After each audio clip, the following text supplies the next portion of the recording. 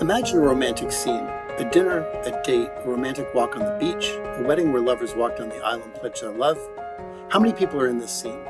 You're probably imagining two, a couple, because that's how love works, right? Two people find each other, they fall in love, and they remain exclusive until death do them part. That's called monogamy, literally single marriage. But while monogamy seems the natural way to love, how natural is it? After all, the historical consensus is that most societies and most times have been what we would call polygamous, literally plural marriages, usually societies where men and only men are allowed to have many wives. In this video, I want to explore the arguments for and against monogamy. How hardwired into us is monogamous pair bonding? Why is monogamy so rarely found in the animal kingdom? Is our human drive to seek out romantic novelty the same drive that causes infidelity? And is that nature's way of telling us that we should ditch monogamy for polyamory, literally many lovers? Let's find out. I'm going to be using three terms in this video: monogamy, polygamy, and polyamory, and they all mean different things, so bear with me. Monogamy is the word that's probably most familiar to us. We already saw it. It means single marriage. But we've also seen the other two words, polygamy, which means plural marriage, and polyamory, which means many loves. It's going to be a little bit confusing because most people juxtapose monogamy with polygamy, one marriage, plural marriage. But monogamy is not only used to refer to the number of marriages you have, it's referred to the number of lovers you have, how exclusive you are. When you say, I'm monogamous with my boyfriend, obviously you're not saying I'm married to my boyfriend, but you might be saying I'm exclusive with my boyfriend. So in some ways, monogamy and polygamy are opposites. But in this video, I'll be using monogamy as the opposite of polyamory, one marriage versus many lovers. So polyamorous people are often married to one person, but they allow each other to seek many lovers outside of that marriage. Hopefully that makes sense. Now on to the good stuff. Let's go back to that romantic monogamous couple we imagined. We could tell them a few things about the likelihood that they'll last, and the news won't be good. If they're married, the oft-cited statistic is that around 50% of those marriages will end in divorce. And while the divorce rate has gone down in recent years, that isn't the good news it seems, because really fewer people are getting married and many people are waiting longer to get married. Several studies also show consistently that one of the main reasons for divorce is infidelity, cheating on your partner with another lover. Other surveys show that up to 20% of men and 12% of women admit to cheating, and we can be pretty sure the real number of cheaters is more than that. Maybe because of all of this, it's estimated that 5% or more of people have had experience with a relationship that is ethically non-monogamous, where partners give permission to each other to find romance and love with other people. And Gen Z's attitudes towards monogamy is souring. One study finding that a seeming majority of them see their ideal relationship as ethically non-monogamous. If monogamy is so natural to humankind, then why do we seem to suck so badly at it? Why would 50% of marriages end in divorce? Why would so many humans cheat, let alone have the urge to? This challenge is one argument against monogamy. Simply put, monogamy doesn't seem to work as well in practice as it would if it were the natural state of humans. Is monogamy the natural state of humans? This is a hard one actually, and scientists actually have no consensus. Some, like biological anthropologist Helen Fisher, argue that humans' natural instinct is to pair bond into monogamous unions. Others, like psychologist Christopher Ryan, argue that humans instinctively crave romantic variety. Here is an influential evolutionary argument for why humans might be naturally monogamous. Human childhood, so the story goes, is longer and more resource intensive than of any other animal, and as such, it requires strong parental investment of time and resources. The most likely parents to do all of this at the end of the day are the biological mother and father.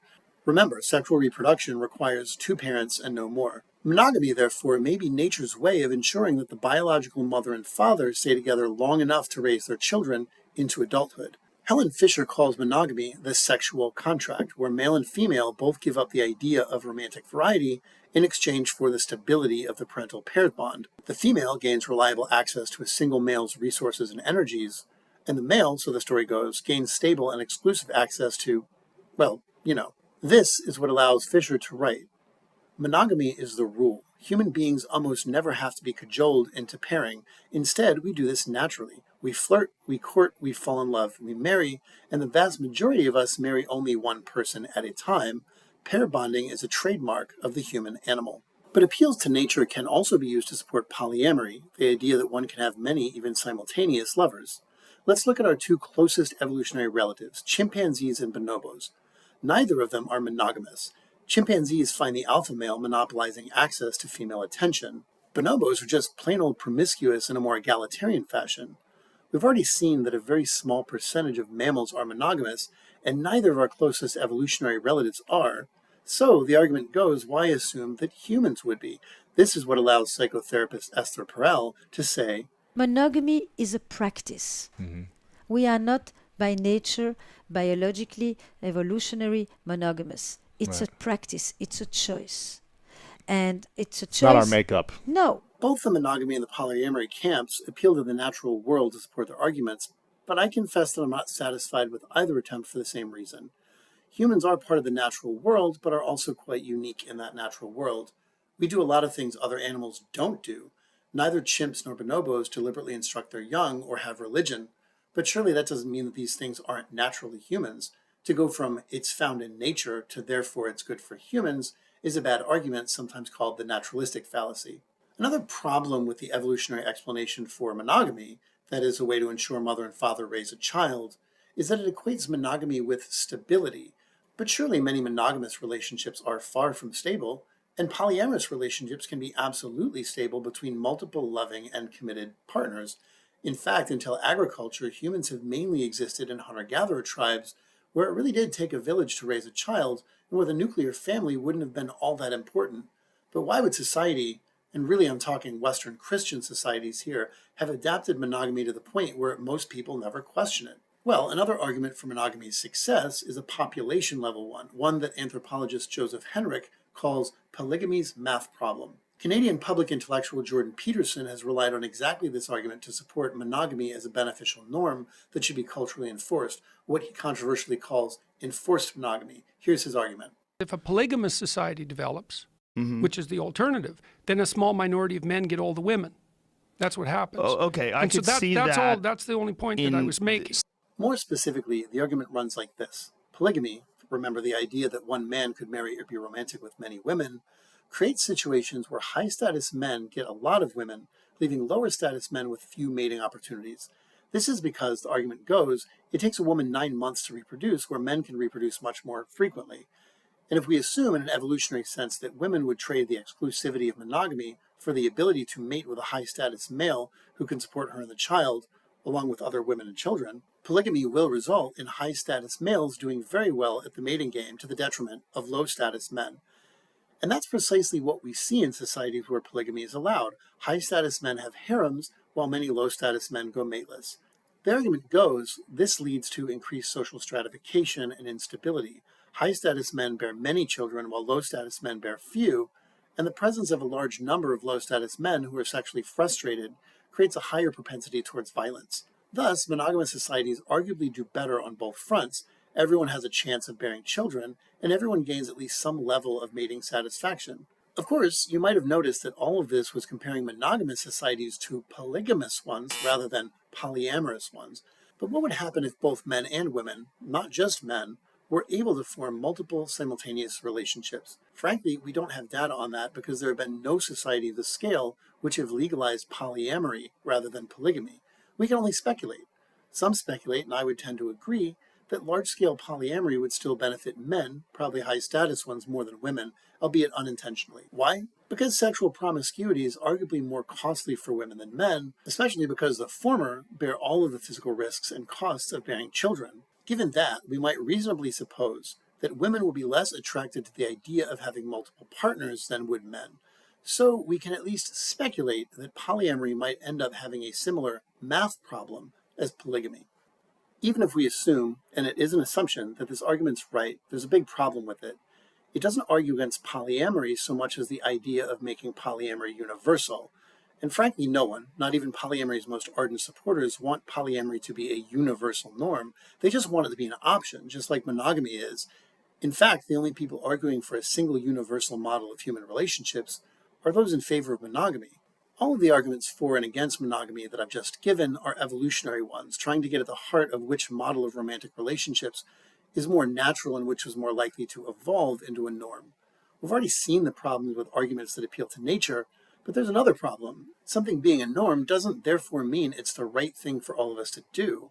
Our ape relatives may have been polyamorous, but that doesn't mean we should be. And monogamy may have in our evolutionary past been a good way for parents to make sure they're raising their own offspring rather than someone else's. But today we have genetic testing and courts of law that help us do that. So that was then, and this is now. Perhaps the best argument for polyamory is that the expectation of monogamy would look bizarre if applied to any other area of our lives. You can only have one child because if you have more than one, you're being unfaithful to your firstborn. Or you can have one friend at a time because if one friend can't be everything a friend should be, funny, insightful, adventurous, compassionate, all the others, then that friendship just wasn't meant to be. Or, as soon as you fall in love with a type of food, you should enter into a contract that binds you to that type of food till death do you part. Any desire for another kind of food indicates a problem in your gastronomical relationship. All of these examples seem strange because in every area of our lives except romance, we accept that we need not commit our lives one way come hell or high water, and the diversity of foods, friends, and children might add to our lives rather than subtract from it. As philosopher Ellie Anderson puts it, one argument for monogamy is that it's what makes a relationship special. By choosing just one other person, we're singling them out and treating them as everything to us.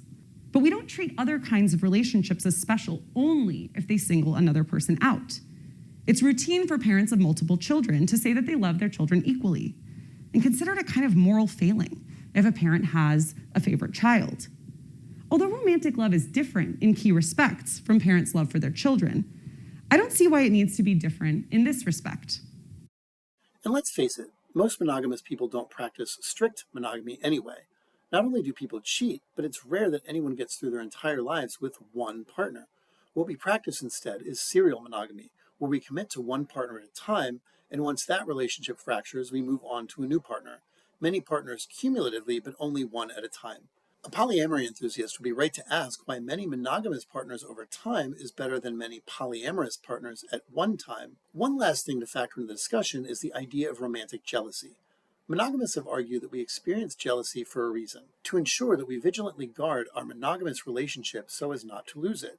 If humans naturally pair bond in order to better and more stably provide for offspring, jealousy might be motivated by a human desire to protect what or who one has. And to be sure, polyamorists very much acknowledge the existence of jealousy. Even polyamorous people might not always be happy when their partners are with other people. But while polyamorous people acknowledge that jealousy is natural and normal, they're less likely than monogamists to say that it is healthy, let alone an indicator of monogamy's naturalness. As some non-monogamists, and specifically polyamorists, see the occurrence of jealousy as an opportunity for self-improvement. As philosopher Justin Clardy writes in his book, Why It's Okay to Not Be Monogamous, polyamorists accept a narrative around love and intimate relationship that deviates from standard social script. Acceptance of a narrative that makes it possible to have multiple loving relationships simultaneously alters the evaluative aspects of their emotional responses to their lovers flourishing with other people. When we get jealous seeing our partner crush on someone else, it could be a way to guard a monogamous relationship. But, the polyamorous might add, it could also be an instinct implanted in us by a monogamy-centric culture or personal insecurity that comes from a bad expectation that we're either our partner's everything or they can't love us. Or jealousy could just come from personal insecurity.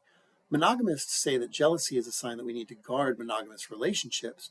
Polyamorous also accept jealousy but see it as an emotion that challenges us to look inside ourselves and rise above. Where does this leave us on the question of whether monogamy or polyamory is more natural? I don't want to sound wishy-washy, but maybe the question is framed in a way that's too either or too mutually exclusive. Humans are complicated, and it seems possible to me that we can have multiple drives in us that could conflict with each other. I can only speak for myself, but I find arguments for both monogamy and polyamory to be compelling, but I also don't find a smoking gun on either side, an argument that seems to decide the matter. By the numbers, monogamy seems more stable because mating opportunities are distributed equally, and there's an interesting argument about why pair bonding is good for humans' resource-intensive parenting. On the other hand, very few animals, and none of our close mammalian relatives, are monogamous. We accept variety and the ability of plural loves in many areas of our lives, but not in romance. Is that because monogamy is more natural to us than polyamory? Or is it because we've just been raised with unrealistic pro-monogamy messaging that prompts insecurity whenever our partner so much as looks at someone or finds them attractive? Here's what I wonder. Could it be that we have both urges in us? Humans want stability and predictable order, but we also want variety. We want to be secure in what we have, but we also want to diversify what we have. Could it be that we simultaneously have an urge to pair bond with one person, but also have the urge to experience variety, finding different value in different romantic relationships? Something like this is argued by Esther Perel. Remember, she's a psychologist we saw above who argues that monogamy isn't as natural to humans as we think. In her book, Mating in Captivity, here's how she puts it. We exist in both a domestic sphere and an erotic one, where the demands of the one are not always compatible with the demands of the other. The domestic sphere values stability and may often pull us deeply towards one person, while the erotic sphere wants more.